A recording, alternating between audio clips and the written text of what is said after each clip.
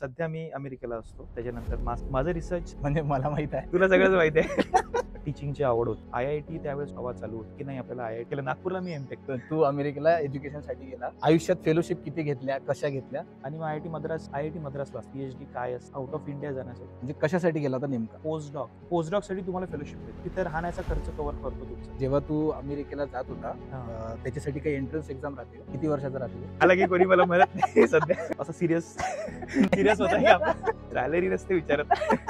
Starting salary 80 lakh. भारतातली education system आणि युएसची education system मध्ये काय हो. Difference? So called international school आहे जिथं इंटरनॅशनल स्टुडंटच्या ऐवजी पॅरेंट्सचा इंटरव्ह्यू घेतला जातो. शाळांची हिस्ट्री वगैरे तुम्ही सेमच. फ्युचर मध्ये एआयचं कसं काम राहील? जॉब जाणार आहे काय बोला होता? जे डिसाईड केलंय ते. नमस्कार, one nation one education podcast वर आज आपले गेस्ट आहे अंकुश जामटीकर. तर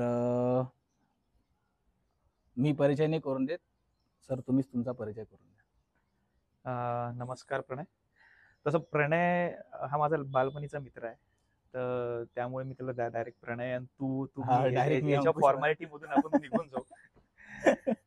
तर माझं नाव अंकुश जामटीकर आणि मी मूळचा अमरावतीतच आहे. माझं पूर्ण एज्युकेशन, बालपणीचं एज्युकेशन इथं झालेलं आहे आणि सध्या मी अमेरिकेला असतो. अमेरिकेला माझं research as a research scientist म्हणून मी तिथे एका युनिव्हर्सिटीला काम करतोय. माझं जे अकॅडमी प्रायमरी एज्युकेशन आहे ते आपल्या इथे रामकृष्ण क्रीडा विद्यालयामध्ये झालं आहे आणि आम्ही सोबतच होतो त्या ठिकाणी. आणि त्याच्यानंतर माझा रस्ता थोडासा वेगळा झाला. मग मी आपल्या गव्हर्नमेंट पॉलिटेक्निकला ॲडमिशन घेतली. तिथून मग इंजिनिअरिंग केलं, त्याच्यानंतर मास्टर्स केलं, त्याच्यानंतर आता रिसर्चमध्ये काम करतोय US मध्ये. कॅमेरा दोन तिकडे जाऊ द्यायचं. तिकडे जाऊ द्यायचं का? टेन्शन नको. बरं. जो तुझा रिसर्चचा जो टॉपिक आहे तो कशाचा आहे? माझं रिसर्चचा टॉपिक आहे, जसं तुझं टेक्निकल नाव सांगितलं तर तो आहे use of artificial intelligence in cardiovascular disease risk assessment. अच्छा, हे काय राहते? हे सांगायचं म्हणजे आपले जे हार्ट डिसीज आहेत, मोस्टली हार्ट डिसीजेस हे नंबर 1 किलर आहेत वर्ल्ड मध्ये. हार्ट अटॅक्स आणि जे काही जे हार्टशी रिलेटेड जे इंजुरीज आहेत त्याच्यामुळे होणारे जे डिसीजेस आहेत त्यामुळे मोस्टली लोकांची डेथ होते. अच्छा, तर माझं काम अशावर आहे की त्याचं रिस्क किती आहे, त्याचं रिस्क असेसमेंट करणे आणि आपण भविष्यातील पुढे होणारा जो कुठलेही डिसीज आहेत ते आपण प्रिव्हेंट करू शकतो का युझिंग आर्टिफिशियल इंटेलिजन्स. याच्यावर माझं काम आहे सध्या. त्याच्यावर माझं रिसर्च प्रायमरीली चालू आहे. अच्छा, मग ज्यावेळेस म्हणजे तुमचं 10वी झालं म्हणजे रामकृष्णामधून, त्याच्यानंतर काय म्हणजे कुठलं पॉलिटेक्निक केलं की 12th केलं? माझी अकॅडमिक जर्नी जर विचारशील ना तर ती त्याची सुरुवात म्हणजे मला माहित आहे ऑडियन्सला सांगायसाठी तुला सगळंच माहिती आहे.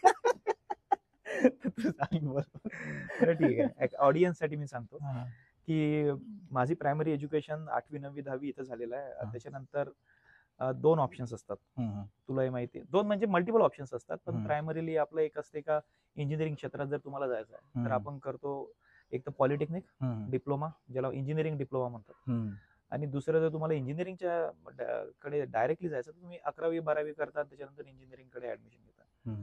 तर 10वी नंतर मी मोस्टली आता त्याचे रिझन वेगवेगळे रिझन होते, पण प्रायमरीली मी गव्हर्नमेंट पॉलिटेक्निकला ऍडमिशन घेतली. तिथे इलेक्ट्रॉनिक्स हा ट्रेड होता माझा. इलेक्ट्रॉनिक्सच्या ट्रेडमध्ये 3 वर्ष, ते 3 वर्षाचा कालावधी असतो त्याचा.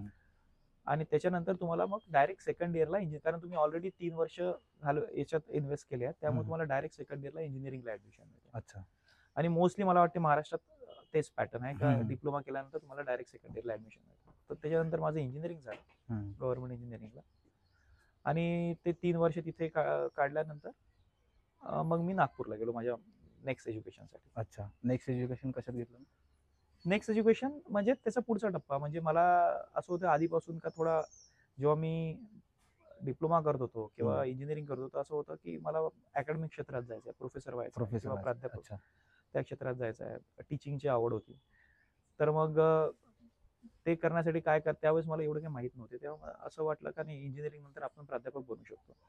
पण हळूहळू असं कळलं का नाही, एक इंजिनिअरिंग मध्ये IIT त्यावेळेस खूप, IITचा एक खूप हवा चालू होती त्यावेळेस. म्हणजे मोस्टली माझे सिनियर्स किंवा आजूबाजूचे लोक हे IIT मध्ये जात होते. मग तो एक ट्रेंड बनला की नाही आपल्याला IIT मध्ये जायचं. IIT मध्ये जाण्यासाठी मग काय करायचं बाबा, कारण एक तर इंजिनिअरिंग मध्ये जाता तुम्ही, नाही तर मग त्याच्यानंतर मास्टर्ससाठी.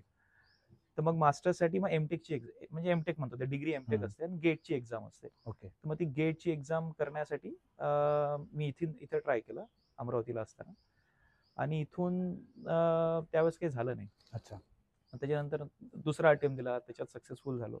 त्याच्यामध्ये NIT नागपूरला माझं एमटेकला ऍडमिशन झाली. IIT ला तर नाही झाली, पण NIT ला मी जाऊ शकलो. तर मग तिथे एमटेक केलं, नागपूरला मी एमटेक केलं. अच्छा. आणि जो तुम्ही अमेरिकेमध्ये एज्युकेशन साठी गेले, म्हणजे तुम्ही नाही, सॉरी, तू इनफॉर्मल नो फॉर्मल. तर तू अमेरिकेला एज्युकेशन साठी गेला, तर ती प्रोसेस काय होती? म्हणजे फेलोशिप मिळाली, आयुष्यात फेलोशिप किती घेतल्या, कशा घेतल्या, त्याच्याबद्दल सांग. अमेरिकेला मी एज्युकेशनसाठी नाही गेलो. अच्छा. तो एक क्लिअर करतो. माझं एज्युकेशन पूर्ण मोस्टली इंडियामध्ये झालेलं आहे, भारतात झालेलं आहे. नागपूरला असताना माझं एमटेक झालं. एमटेक 2 वर्षाचं असतं. त्याच्यामध्ये पहिला वर्ष तुम्हाला ते कोर्स वर्क वगैरे करावं लागतं, आणि सेकंड इयरला तुम्हाला प्रोजेक्ट असतो डेझर्टेशन करण्यासाठी. मग त्याला चॉईसेस असतात की तुम्ही तुमच्या इन्स्टिट्यूटमध्ये राहून करू शकता, तुम्ही कंपनीमध्ये जाऊन करू शकता, किंवा तुम्ही IIT सारख्या क्षेत्रात ऑर्गनायझेशनमध्ये जाऊन करू शकता. तर सेकंड इयरला असताना मी, जे माझं ते राहिलेलं होतं का IITत जायचं आहे, मग मी IITच्या प्रोफेसरला रिच आउट केलं IIT मद्रासमध्ये. आणि मग IIT मद्रासच्या प्रोफेसर, तिथे एक एक इन्स्टिट्यूट होती, रिसर्च इन्स्टिट्यूट होती, health care technology innovation centre. मग तिथे रिच आउट केल्यानंतर तिथे मी सेकंड इयरचा माझा प्रोजेक्ट केला. मग तिथून माझा जो रिसर्चचा जो पाया म्हणू शकतो तो तिथे मिळाला मला. अच्छा. आणि तिथं मिळालं, तिथं ते झाल्यानंतर मला असं कळलं का नाही त्याच्यानंतरची स्टेप काय, मग PhD. ओके. म्हणजे रिसर्च जर तुम्हाला कंटिन्यू करायचं असेल आणि त्यातल्या तुम्हाला टीचिंग आणि त्या क्षेत्रात जायचं, PhD हा तुम्हाला करणं आवश्यक. हे कुठं कळालं? नागपूरमध्येच? हे मला IIT मद्रासला असताना कळालं. IIT मद्रास. कारण तिथे जो माझा ग्रुप होता तो मोस्टली हा जे रिसर्च मध्ये काम करणारे स्टुडंट्स, MS स्टुडंट्स किंवा PhD स्टुडंट्स, असा ग्रुप होता. त्यामुळे मला ते एक एन्व्हायरमेंट असं तिथे मिळालं. PhD काय असते आणि त्याचे बेनिफिट्स काय आहेत, तिथून मला ते एक नॉलेज मिळालं. त्याच्यानंतर मग मी ट्राय केलं PhD साठी आउट ऑफ इंडिया जाण्यासाठी. त्याच्यात बऱ्याचशा एक्झाम्स असतात, पण ते काही मी देऊ नाही शकलो. मग कालांतरी मग मी VNIT लाच, कारण मी तिथूनच मास्टर्स केलं होतं, तर तिथेच माझे जे प्रोफेसर होते त्यांनाच रिच आउट केलं, आणि मग त्यांनीच मग मला PhD साठी ऍडमिशन करण्यासाठी सांगितलं. VNIT लाच मग PhD ला केली. अच्छा. आणि मग जे आता अमेरिकेला तू गेला होता, तर ते प्रोसिजर काय होती, म्हणजे कशासाठी गेला होता नेमका? PhD झाल्यानंतर तुम्हाला, आता PhD झाली तर मोस्टली रिसर्च मध्ये, आता मला प्रोफेसर व्हायचं होतं, तर अशी हा एक त्या ट्रेंड चालू होता का तुम्हाला पोस्ट डॉक किंवा पोस्ट PhD. अच्छा.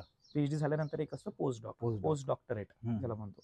तर त्याच्यामध्ये जे तुम्ही PhD मध्ये शिकले, जो तुमचा PhDचा पाया तुम्ही तिथे इनिशिएट केला, त्याचं ऍडव्हान्स रिसर्च करण्यासाठी तुम्हाला बाहेरच्या कुठल्या तरी देशात जाऊन पोस्ट डॉक्टरेट करायचं असतं. ओके. एक स्पेसिफिक लॅब असते.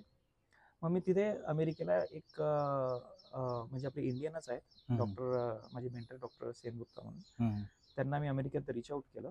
ते रटगर्स युनिव्हर्सिटीला आहे ते, तिथे मी पोस्ट डॉक करायसाठी गेलो. ओके. PhD नंतरचं एक नेक्स्ट स्टेप असते पोस्ट डॉक. जर तुम्हाला अकॅडमिक लाईन मध्ये जायचं असेल तर, तुम्हाला प्रोफेसर वगैरे, आजकाल मोस्टली NIT किंवा IITs किंवा कुठल्याही इंजिनिअरिंग इन्स्टिट्यूटमध्ये जे रिक्रुटमेंट होतं त्याच्यामध्ये PhDचं मॅन्डेटरी आय थिंक केलेलं आहे.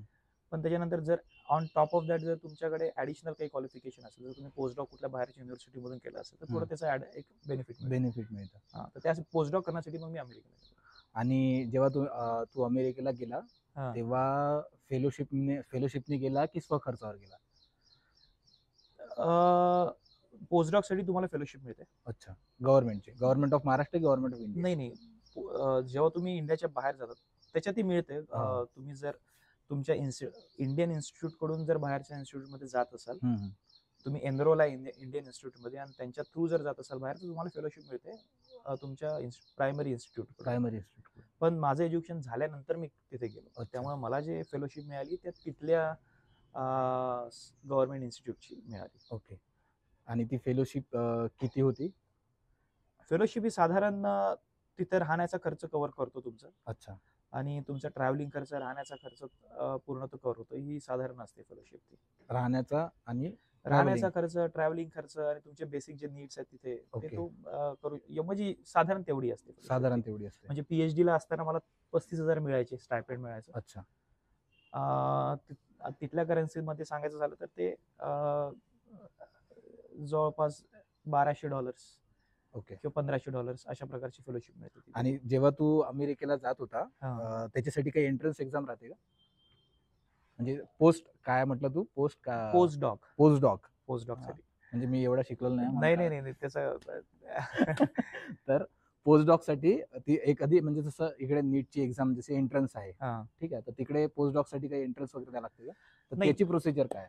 पोस्ट डॉक साठी एंट्रन्स देण्याची आवश्यकता नाही. ते प्रायमरी त्याचं एक रिक्वायरमेंट आहे, तुमची पीएचडी असणं आवश्यक आहे. अच्छा. पीएचडी असल्यानंतर मग पीएचडी असल्यावर तुम्ही फक्त त्या कुठल्या तरी एका प्रोफेसरला, तुम्ही त्या लॅबला तुम्ही त्यांना ईमेल थ्रू कळवता की आमची पीएचडी झालेली आहे, आम्ही तुमच्या क्षेत्रामध्ये जो तुमचं क्षेत्र त्याच्यात काम करण्यासाठी आम्ही उत्सुक आहोत.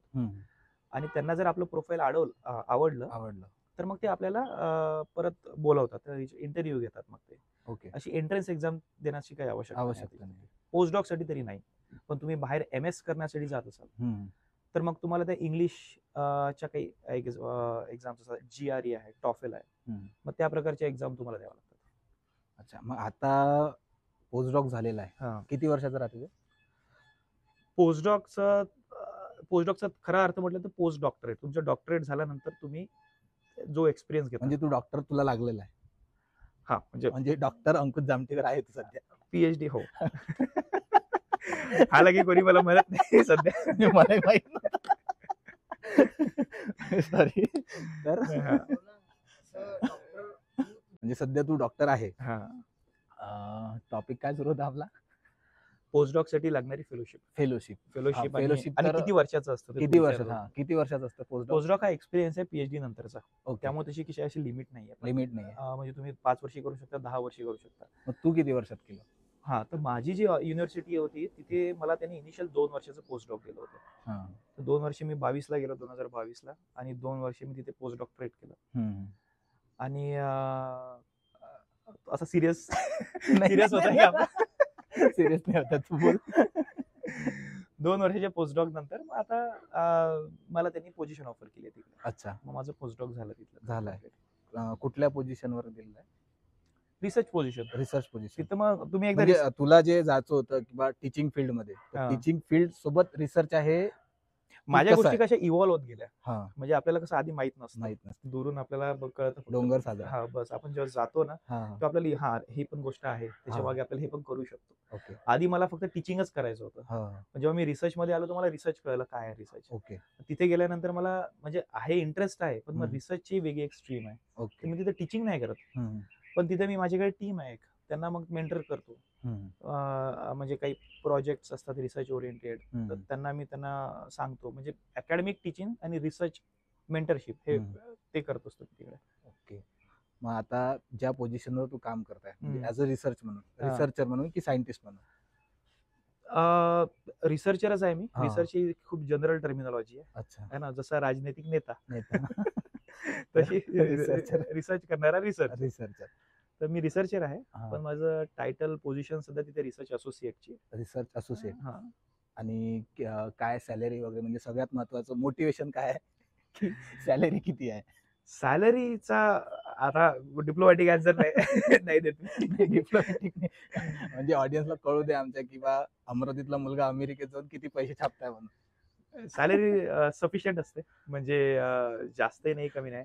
आता ती एक तफावत भारतातही आहे आणि US मध्ये पण आहे की अकॅडमिक क्षेत्रात आणि इंडस्ट्रीमध्ये, कंपनीमध्ये सॅलरीची रेंज खूप वेगळी असते. म्हणजे तिथे पण तसं आहे? तिथे पण तसं, तिथे पण वेगळं आहे. इथे जर तू, म्हणजे इथला एक सिनारिओ सांगतो. मला इथे एक पोझिशन ऑफर करण्यात आली होती NIT मध्ये ऍज अ असिस्टंट प्रोफेसर. तर त्याची सॅलरी होती जवळपास 1,10,000. पर मंथ सॅलरी असते त्याची, आणि तो म्हणजे 12 लाखाचं ते पॅकेज होतं. आणि इंडस्ट्रीमध्ये जातो तेव्हा तुझं तेच पॅकेज तुझं 18 लाख किंवा 20 लाखापर्यंत होतं. ती जी तफावत आहे ना ती तिथे पण दिसून येते. फक्त रेंज थोडीशी वेगळी आहे तिथे. मग तुम्ही 30-40 लाख ते 80, 1 करोड, 20 लाख, तर अशी एक रेंज असते तिथे अकॅडमिक आणि इंडस्ट्री क्षेत्रातली. आता तुला किती आहे पेमेंट? का नाही भाई, ऍक्च्युअल आन्सर किती आहे पेमेंट? सॅलरी नसते विचारत. नाही, मोठा मोठा आन्सर दे, मोटिवेशन आहे भाई. आहे पोटा पाण्यापर्यंत खाऊन पिऊन चुकी आहे मी. तर एक अराउंड, म्हणजे मी सोडणार नाही आहे, अराउंड एक म्हणजे हे सांग, अमाऊंट सांग, की अॅन्युअल सांग किंवा मग मंथली सांग. अॅन्युअल सॅलरी एक जनरल सॅलरी सांगतो, एक रेंज सांगतो, एक्झॅक्ट नंबर नाही सांगत. ती एक रेंज असते तुमची 30 लाख ते 50 लाख. 30 लाख ते 50 लाख कशामध्ये? अकॅडमिक क्षेत्रात. अकॅडमिक क्षेत्रामध्ये है ना. तर 30 लाख आपल्या करन्सीनुसार, तिथल्या करन्सीनुसार ती डिफर करते. त्यामुळे तुम्हाला तिथले जे एक्सपेन्सेस आहेत, खर्च आहेत तुमचे, ते पण तिथल्या डॉलरमध्ये पे करावं लागतं. त्यामुळे तुम्ही नेक टू नेक कंपॅरिझन नाही करू शकत. इथली 30 लाख 40 लाख आणि तिकडच्या सॅलरीनुसार. पण जनरल आपल्या करन्सीनुसार जर सांगायचं झालं तर ती एक रेंज आहे. आणि जसं तू इंडस्ट्रीमध्ये जातो, कुठल्याही कंपनीमध्ये जातो, तर तिची स्टार्टिंग सॅलरी 80 लाख 90 लाख असते. म्हणजे आपल्याकडे बघता सांगितलं जातं ना पेपरमध्ये, की फेसबुकमध्ये मुलाला 1 करोडचं पॅकेज मिळालं. ते बेसिक पॅकेज आहे तिथलं. जर तू डॉलरमध्ये कन्वर्ट करशील तर तिथून ती सुरुवात होते. आता हा झाला पेमेंटचा क्वेश्चन. एज्युकेशन सिस्टीम कशी आहे तिथली? म्हणजे भारतातली एज्युकेशन सिस्टीम आणि युएसची एज्युकेशन सिस्टीम मध्ये काय डिफरन्स आहे? काय अनुभव? मला तिथला म्हणजे प्रायमरी एज्युकेशन सिस्टमचा एवढा अनुभव नाही आलेला आहे, पण जितकंही मी बघितलेलं आहे, मला असं कंपॅरिझन करता येईल की आपल्याकडचं जे एज्युकेशन सिस्टम आहे ती खूप कॉम्पिटेटिव्ह आहे. म्हणजे लहानपणापासून आपल्याला मार्क्स ओरिएंटेड आपण असं आपल्याला हे पर्सेंटेज पाहिजे, 10 म्हणजे 100%, 90% वगैरे. तर त्यामुळे मुलं स्ट्रगल करतात त्याच्यामध्ये. एक कॉम्पिटेटिव्ह सिस्टम तयार झाली तिथे. अपार्ट फ्रॉम तुमचं जे सब्जेक्ट्स आहेत, त्याचे मार्क्स आहेत, तुम्ही एक्स्ट्रा करिक्युलर किती स्वतःला इन्व्हॉल्व्ह करता, ओके, तुमची पर्सनॅलिटी तुम्ही किती स्वतःला डेव्हलप करता, त्याच्यावर जास्त फोकस असतो त्यांचा लहानपणापासून. तिथली एज्युकेशन सिस्टीम म्हटलं तर सगळ्यात पहिलं प्रायमरी एज्युकेशन सगळं तिथे फ्री आहे. Free of cost. म्हणजे जसं आपल्या 10वी-12वी पर्यंत जे एज्युकेशन म्हणतो आपण, तिथे ते फ्री आहे. आणि तिथे आणि तिथली लोकसंख्या, पॉप्युलेशन वगैरे कमी असल्यामुळे आणि जॉबची ऑपॉर्च्युनिटी भरपूर असल्यामुळे तिथे कॉम्पिटेटिव्ह एवढी सिस्टीम नाहीये. मग ते आपल्या पर्सनॅलिटी डेव्हलपमेंटवरती जास्त फोकस करतात. म्हणजे आमचा म्हणजे पॉडकास्ट घेण्याचा मागचा उद्देशच आहे की इंडियामध्ये वन नेशन वन एज्युकेशन असलं पाहिजे. म्हणजे बोर्ड आहे ना, सीबीएसई वेगळा आहे, स्टेट बोर्ड वेगळा आहे, नंतर आता इंटरनॅशनल बोर्ड आलाय, सो कॉल्ड इंटरनॅशनल स्कूल आलाय, जिथं इंटरनॅशनल टीचर अवेलेबल नाही आहे. तर आणि पॅरेंट्सही त्या याच्यात म्हणजे धावत आहे. इंटरनॅशनल आणि इन्फ्रास्ट्रक्चर दिसला इंटरनॅशनल. मी सॉरी पण मी तर असं ऐकलं की इथे स्टुडंटच्या ऐवजी पॅरेंट्सचा इंटरव्ह्यू घेतला जातो शाळेत मोस्टली. म्हणजे माझे जे मित्र आहेत त्यांच्या मुलींची जेव्हा ऍडमिशन करायला जातात त्यांना स्वतःला इंटरव्ह्यू द्यावा लागतो. बरोबर. तर अशी सिस्टीम. तर ते आपल्या इकडे आता एक फॅड झालेला आहे, फुल इंग्लिश, इंटरनॅशनल स्कूल आणि भारी इन्फ्रास्ट्रक्चर. अच्छा. तर स्कूल खूप चांगली आहे, पण माझा असं म्हणजे एक मनात विचार येते की बा इंटरनॅशनल स्कूल आपण ज्यावेळेस नाव देत आहे, पण इंटरनॅशनल स्कूलमध्ये इंटरनॅशनल टीचर अवेलेबल नाही ना, त्या लेवलचं एज्युकेशन पण द्यायला पाहिजे. तर म्हणून मी तुला विचारलं की तिथलं आणि आपल्या इकडे जर वन नेशन वन एज्युकेशन करायचं असलं तर काय सजेशन करशील, किंवा तुला काय वाटतं त्याच्याबद्दल, की हे सगळे जे बोर्ड आहे, सीबीएसई वेगळं, स्टेट बोर्ड वेगळं, ते मला असं वाटतं कुठे ना कुठे ते चॅलेंजिंग आहे. कारण आपल्याकडचं जे डिव्हिजन आहे, स्टेट्सचं जे डिव्हिजन आहे, ते मोस्टली लँग्वेज बेस्ड डिव्हिजन आहे. आणि प्रायमरी तुम्ही जर म्हणाल तर स्टेट बेस्ड एज्युकेशनला जास्त फोकस दिला जातो.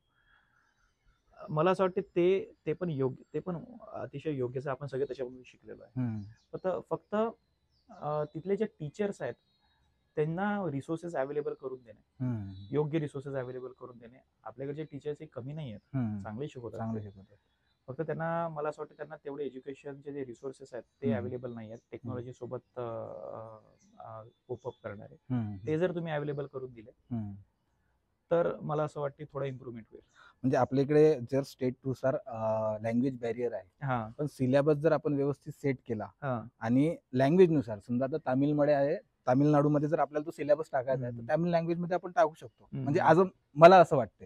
आणि बरोबर. एकसारखं जर एज्युकेशन असलं तर कसं आहे की म्हणजे गरीबाच्या आणि म्हणजे श्रीमंताच्या, म्हणजे आपल्या इकडे कसं आहे, एक दोन टर्मॉलॉजी चालत आहे. म्हणजे गरीब गरीब होत चाललाय, श्रीमंत श्रीमंत होत चाललाय, आणि एज्युकेशन बेसवर तर भरपूरच काही चालू आहे. म्हणजे ज्याच्याकडे पैसा आहे तो चांगल्या शाळेत शिकवत आहे, किंवा अजून कुठल्या कोचिंग लावू द्या, किंवा अजून भरपूर सारे आहे त्याच्यावर फोकस करत आहे. पण जर गव्हर्नमेंट स्कूलमध्ये आणि प्रायव्हेट स्कूलमध्ये सेम सिलेबस असला तर त्याचा कुठेतरी इम्पॅक्ट पडेल. नक्कीच.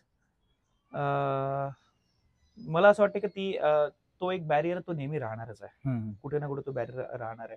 तुम्ही मला असं वाटतं प्रायव्हेट जे एज्युकेशन आहे त्याला जर थोडंफार कंट्रोल केलं, त्यांची जी मोनोपोली होत चालली मोनोपोली, त्याला जर तुम्ही कुठे कंट्रोल करू शकले तर तो एक तुम्हाला बेनिफिट देऊ शकेल. बाकी कॉमन एज्युकेशन पॅटर्न असणं, आपल्या सीबीएसई मध्ये कॉमन एज्युकेशन पॅटर्न सगळ्यांची हिस्ट्री वगैरे तुम्ही सेमच शिकवताय, तो एक चांगला उपक्रम आहे. तर तो कंटिन्यू असला, फक्त त्याच्यात अवेलेबल अजून टीचिंग रिसोर्सेस किंवा टीचर्सची अवेलेबिलिटी जर तुम्ही व्यवस्थित करून दिली तर मला वाटतं ते थोडं. आणि एक आणखी प्रश्न आहे की जर फ्युचरमध्ये जसं तुझं एआयचं चालू आहे, एआय रिसर्च मध्ये चालू आहे, एआय आला नाही अजून पिक्चर मध्ये आपल्या तुझा जो एआयचा जो प्रोजेक्ट आहे, आणि फ्युचर मध्ये एआयचं कसं काम राहील? मोस्टली माझं काम प्रिव्हेंटिव्ह आहे. म्हणजे प्रिव्हेंटिव्ह म्हणण्यापेक्षा की सध्या जे रिसोर्स टूल्स अवेलेबल आहेत त्याला मी वापरतो. ओके. आता लार्ज लँग्वेज मॉडेल किंवा चॅट जीपीटी सगळ्यांना माहिती आहे. तर फ्युचरिस्टिक मॉडेल्स मध्ये चॅट जीपीटी मध्ये तुम्ही टेक्स्ट बेस्ड मॉडेल, तुम्हाला काहीतरी टेक्स्ट टाईप करता आणि त्याचा रिस्पॉन्स तुम्हाला मिळतो. आता नेक्स्ट स्टेज येत आहे की एजंटिक एआय म्हणून म्हणतात, म्हणजे एआय एजंट्स आहेत. ओके. तर त्याच्यामध्ये ते काय करतात की तुम्हाला तुमची जी प्लॅनिंग करून देतात पूर्ण. तुम्हाला तुझा ट्रिप प्लॅन करायची आहे, ट्रॅव्हल प्लॅन करायचा आहे, तुला फक्त सांगावं लागतं त्या चॅट बॉक्सला, मग तुझं पूर्ण ट्रिप तो प्लॅन करून देतो. त्याच्यानंतरची स्टेप कदाचित असू शकते की मल्टिपल मोडॅलिटी घेऊन, म्हणजे तुझं व्हॉइस किंवा तुझे सिग्नल्स, तुझे ECG हे सिग्नल्स घेऊन, तुझे व्हिडिओज वगैरे हे सगळं घेऊन मे बी, आणि त्याच्यासोबत रोबोटिक्सचा जर तुम्ही एक कॉम्बिनेशन केलं तर तो प्रकारचा एक फ्युचरिस्टिक मला एआयचा एक ट्रेंड दिसतो. बरं, आता म्हणजे चर्चा पण होते की एआय मुळे जॉब जाणार आहे, काय खरंच जाणार आहे, काय होणार आहे, की स्वतःला अपडेट कसं करायचं? जॉब जाणार आहे म्हणजे ऑफकोर्स जर कोडिंग तुम्ही आजपर्यंत जर तुम्ही कोडिंग वगैरे करत असाल, प्रोग्रामिंग वगैरे करत असाल, तर ते जॉब्स खूप इझी झालेले आहेत. तुम्हाला स्वतःला अपडेट करणं आवश्यक आहे. तुम्ही आजकाल ते कन्व्हेन्शनल कोडिंगच्या बेसिसवर वगैरे नाही राहू शकत. मी नाही म्हणत जॉब जाणार आहे, तुम्हाला फक्त अवेअरनेस असणं खूप आवश्यक आहे. आता तू पण व्हिडिओ कंटेंट क्रिएशन करतो, तर तुला ना बरेच जे एआय टूल्स आहेत ऍटलीस्ट तुला माहितच नाही. जर तुला माहित नसेल तर तुला तू ऑब्सोलेट होऊन जाशील, म्हणजे युजबिलिटी कमी होऊ जाईल. तर मला असं वाटतं की तुम्ही जॉब जाणार आहे हे म्हणण्यापेक्षा तुम्हाला सगळ्या टूल्सची अवेलेबिलिटी आणि त्याचा अवेअरनेस असणं खूप आवश्यक आहे. जसं आता आपल्या इकडे प्रायव्हेट एज्युकेशन आहे, प्रायमरी पासूनच सुरू होतं, KG1 KG2, आता तर प्ले ग्रुप सुद्धा आले. तसं तिकडे प्रायव्हेट स्कूल आहे की नाही आहे, की सगळी जबाबदारी गव्हर्नमेंट घेते? मोस्टली माझ्या माहितीप्रमाणे तिथे सगळे पब्लिक स्कूल्स आहेत. पब्लिक स्कूल म्हणजे गव्हर्नमेंट फंडेड स्कूल्स आहेत. हो का? आणि चांगले गव्हर्नमेंट फंडेड स्कूल आहे, इन्फ्रास्ट्रक्चर वगैरे चांगलं आहे त्यांचं, आणि तिथली स्ट्रेंथ म्हणजे पॉप्युलेशन कमी असल्यामुळे कदाचित ते त्याला फ्री एज्युकेशन पण करू शकतात. त्या कारणानेच त्यांनी केलेलं आहे. तो चांगला आपल्याकडे पण, म्हणजे आपल्याकडे free education at least primary stage पर्यंत तरी झाला पाहिजे. पण आपल्याकडे फ्री एज्युकेशन आहे ना, फक्त आपल्याकडे प्रायव्हेट प्लेयर्स जास्ती आहेत. आता मग कुठे ना कुठे तो लोकांच्या एक मेंटॅलिटीचा पण प्रश्न येतो का, सपोज कोणी नवीन, सपोज तुझा मुलगा झाला आणि त्याला जर तुला एज्युकेशनला टाकायचं तर तू त्याला एक कुठे ना कुठे कॉन्फ्लिक्ट तयार होतो की म्युनिसिपल कॉर्पोरेशन मध्ये टाकू का प्रायव्हेट. शिक्षण तर सारखंच आहे. नाही, मग त्याच्यासाठीच म्हणताय की वन नेशन वन एज्युकेशन जर असलं, म्हणजे पब्लिक सेक्टर मध्ये तेच एज्युकेशन असलं पाहिजे आणि प्रायव्हेट सेक्टर मध्ये तेच एज्युकेशन असलं पाहिजे, तर कुठेतरी त्याला प्रायव्हेट असं वाटतं कुठेतरी गव्हर्नमेंटने यासाठी एक गाईडलाईन किंवा एक कंट्रोल करणं खूप आवश्यक आहे. प्रायव्हेट प्लेयर्सची मोनोपोली कमी करणं अगेन हा. तेच आलं. हा. आणि गव्हर्नमेंटचे जे स्कूल्स आहेत त्यांना डेव्हलपमेंट करणं, ते जर तुम्ही करू शकला ना, तुम्ही एक मिनिमम फी मध्ये तुम्ही त्यांना एज्युकेशन प्रोव्हाइड करू शकता. फ्री मी नाही म्हणत पॉसिबल आहे, आपल्याकडे करतात, पण मला असं वाटतं एक मिनिमम फी मध्ये तुम्ही त्यांना एज्युकेशन करणं ही बेसिक नीड आहे. एज्युकेशन ही बेसिक नीड असायला हवी. त्यामुळे ते एक फ्री किंवा मिनिमम फी मध्ये देणं हे गव्हर्नमेंटची रिस्पॉन्सिबिलिटी. आता तू सध्या अमेरिकेत कुठल्या भागात राहतो? अमेरिकेला ईस्ट कोस्टवर, म्हणजे अमेरिकेला ईस्ट कोस्टवर न्यूयॉर्क आहे. तर न्यूयॉर्क एक वेगळं स्टेट आहे, तिथं एक न्यूयॉर्क सिटी आहे, आणि त्याच्या बाजूला त्याला लागूनच न्यू जर्सी स्टेट आहे. New Jersey. तर मी न्यू जर्सीला आहे. न्यू जर्सीला असं म्हणतात की लिटल इंडिया आहे. अच्छा. मोस्टली इंडियन्स जे तुला मिळतील ते न्यू जर्सीच्या एरियामध्ये मिळतील. मी तिथे राहतो न्यू जर्सी. अच्छा. आणि कसं ऍटमॉस्फिअर कसं आहे, कल्चर कसं आहे तिथले, म्हणजे जसं आपल्या इकडला चहा मिळते का बा, नाश्ता मिळते का बा, पानठेले आहे का तिकडे? ते मी तिथे खूप मिस करतो. म्हणजे पानठेला पानठेला आता नाही, पण आपल्याकडचं जे स्ट्रीट फूड आहे. अच्छा. किंवा क्राऊड आहे आपल्याकडचं, म्हणजे तिथली जी लोकवस्ती ती खूप विरळ आहे. तरी पण न्यू जर्सी मध्ये काही असे एरियाज आहेत जिथं जर्सी सिटी नावाचं तिथे एक टाउन आहे. तर जर्सी सिटी मध्ये मोस्टली तुला इंडियन्स मिळतील. तर त्या तिथे एक स्ट्रीट आहे, इंडियन स्ट्रीट आहे. तिथे तुला सगळ्याच प्रकारचे इंडियन स्टोर्स, पानठेले गुटखा सगळ्या प्रकारचे. इव्हन तुला तिथे मी सरप्राईज झालो पहिल्यांदा. म्हणजे मी 1 वर्ष मी जिथे राहतो स्पॅनिश एरिया, आणि त्याच्या बाहेर मी गेलो नव्हतो 1 वर्ष. पण 1 वर्षानंतर जेव्हा मी त्या जर्सी सिटी मध्ये गेलो, एक्सप्लोर केलं, तेव्हा मला कळलं अरे बापरे, इथे तर मला पान खाऊन थुकणारे लोक पण दिसत आहेत. म्हणजे पूर्ण तुला इंडियामध्ये आलेला फील तिथे मिळेल. तो आहे तिथे. म्हणजे थंबनेल असं देऊ का की अमेरिकेत मिळतो गुटखा म्हणून? हो. म्हणजे आहे इंडियन कल्चर आहे, इंडियन तिथे कल्चर आहे. म्हणजे तिथं असं फाईन वगैरे नाही का? मग समजा म्हणजे हवा एक अमेरिकेची की बा थुकल्यावर फाईन लागतं. इंदोर मध्ये पण आता सध्या चालू आहे. इंदोर सिटी अशी आहे की तिथे आपण जर स्प्लिट केला रस्ता म्हणजे थुंकलो तर फाईन देते महानगरपालिकेवाले. तसं तिथे आहे का?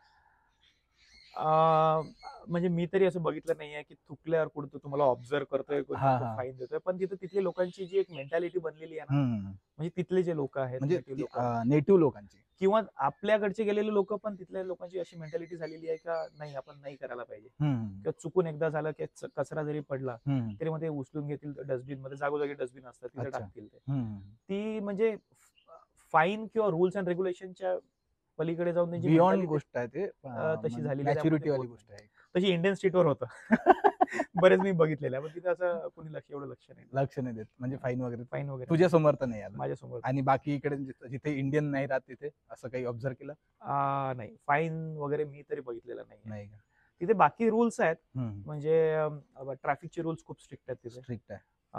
तुम्हाला तुमच्या जी लेन दिली आहे त्याच्यामध्ये चालावं लागतं. तिकीट्स मिळतात तिथे, म्हणजे जे आपले चलान म्हणतो ना, ते खूप स्ट्रिक्ट आहे तिथे. त्यामुळे तिथे ट्रॅफिकचे रूल्स स्ट्रिक्ट आहेत.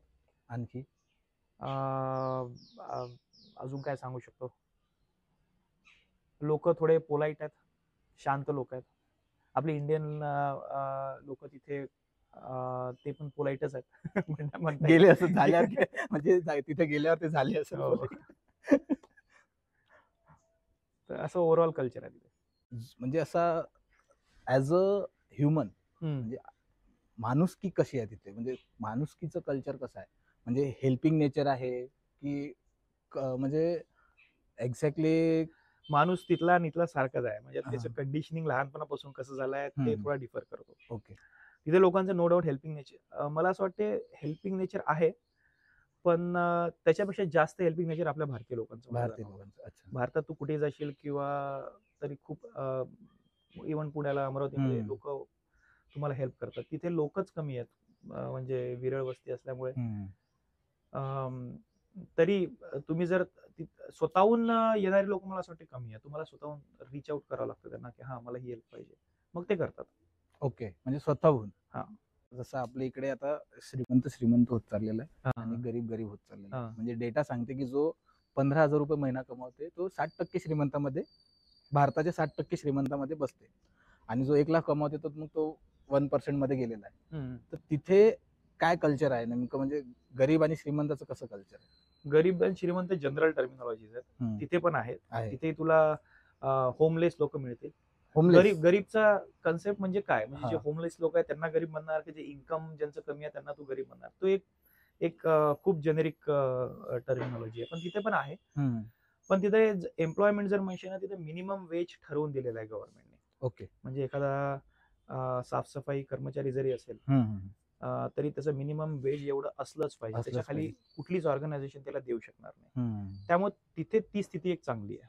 आपल्याकडे कसं आपण ठरवतो की आपल्याला किती द्यायचं आहे, 10 रुपये 20 रुपये. तिथं तसं नाही, तुम्हाला मिनिमम वेज, जर तुम्हाला कोणाला प्लंबरला जरी बोलवायचं असेल तर या वेज पेक्षा कमी तुम्ही तिथे देऊ नाही शकत. मग तो प्लंबर ठरवणार की आपल्याला किती घ्यायचे समोरच्याकडून? नाही, त्याचे ठरलेलं असतो, तर मिनिमम वेज तेवढा आहे, त्याच्यानंतर तो ठरवतो. ओके. ती एक सिस्टीम असल्यामुळे तिथे तो एक बॅरियर नाही. धन्यवाद सर. अंकुश डॉक्टर अंकुश खूप चांगला उपक्रम करतोय, तू असंच कंटिन्यू कर आणि अजून प्रगती कर. मला असं वाटतं मोठ्या मोठ्या लोकांना तर ते आमच्या ऑडियन्सला सांग, चॅनलला सबस्क्राईब करा, फॉलो करा. नमस्कार, मी डॉक्टर अंकुश जामटीकर. प्रणय पुसतकर सोबत आज माझा मित्रच आहे, त्याच्यासोबत आज बोलण्याचा इथे वेळ आली. पण त्यांनी हा खूप चांगला उपक्रम राबवला आहे, one nation one education policy. त्याच्या चॅनलला तुम्ही सबस्क्राईब करा, लाईक करा आणि अजून शेअर करा. Thank you so much sir. Thank you.